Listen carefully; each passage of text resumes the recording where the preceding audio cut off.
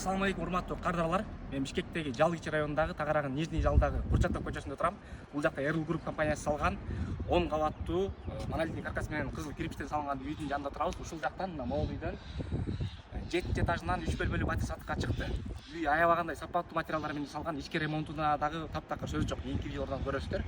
Мынакей үйдүн сыртын караңыздар, керамограниттен сырткы фасады. Кечкисин жарыктандыруусу чейин каралган. Үйдүн өзүнүн мындай подземный парковкасы бар. Ушул жактан кирип кетет. Бул жер болсо мынакей өзүңүздөр көрүп турган 72-ші школа.